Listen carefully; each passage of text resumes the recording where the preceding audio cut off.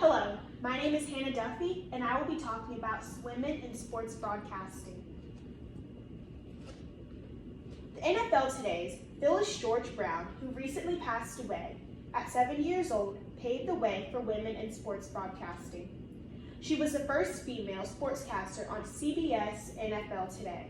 She had the chance to conduct one-on-one interviews with the players and live pregame shows. Women in the field of sports broadcasting has grown throughout the years, yet they still face challenges on the day-to-day basis due to some not seeing their potential, although they have shown numerous times that they are beyond capable. I will first explain the history of women in sports broadcasting.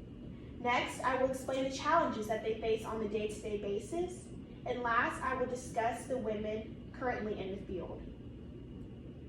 First, I will talk about the history and women that paved the way for women in this workforce. According to American Sportscaster Online, women have come a long way in sports broadcasting, from just another Barbie on the air image to complement the sportscasting done by men, to today's qualified and respected professional hired for skills and knowledge.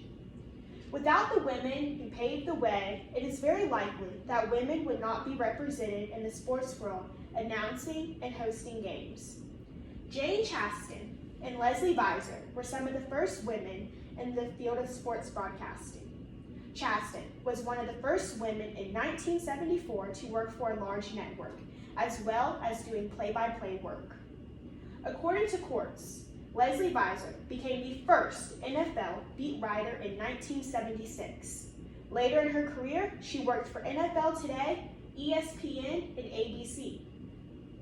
In 1998, she was the first woman on Monday Night Football.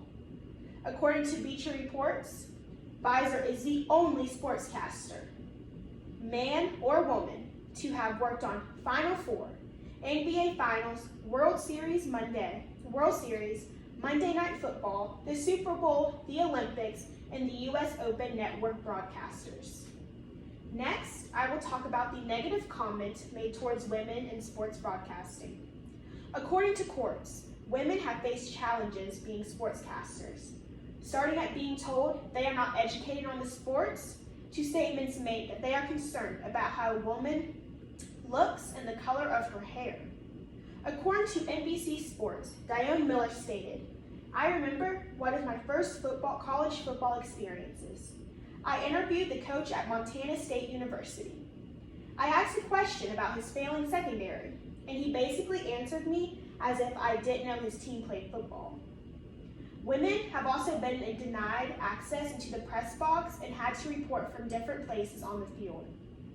In the 1970s, the comment forbade women or children in the press box was received by Leslie Visor, and she had to overlook it and continue her job that day.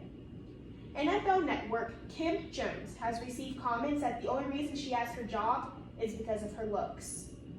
According to Sports Illustrated, Dan McNeil made a comment about Maria's appearance at the MetLife Stadium sideline, stating, "NFL sideline reporter or host for the Adult Video News Annual Awards presentation, ? A widely known caster, Maria Taylor, told American Sportscaster Online that she understands that the rules are rigged.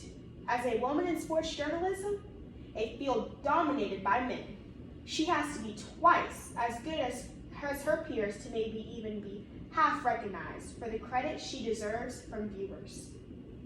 Lastly, I will talk about the women currently in the field of sports broadcasting journalism.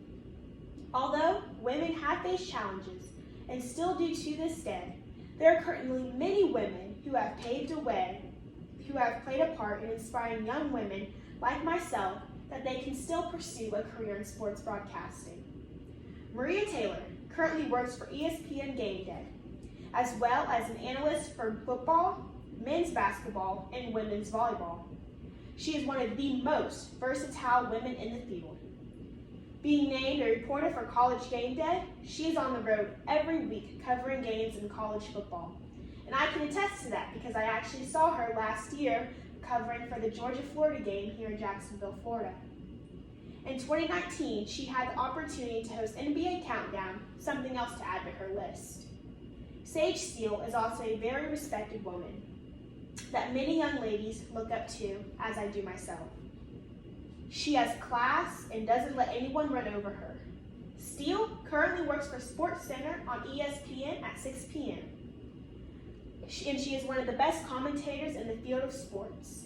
She frequently travels with SportsCenter covering the Super Bowl, NBA Countdown, and does a stellar job at hosting the Masters Championship every single year.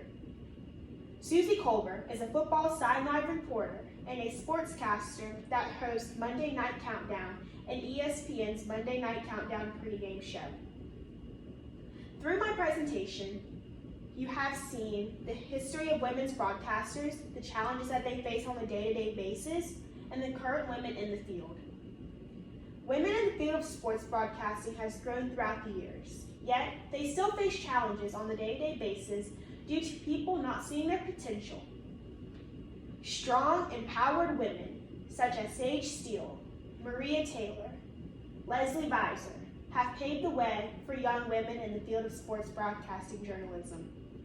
Through every obstacle they have faced, they have reminded themselves of their potential and what others are made of. Without them, young ladies such as myself, my sister, and other ladies that I've talked to that want to pursue a career in sports broadcasting journalism would not want to pursue the career.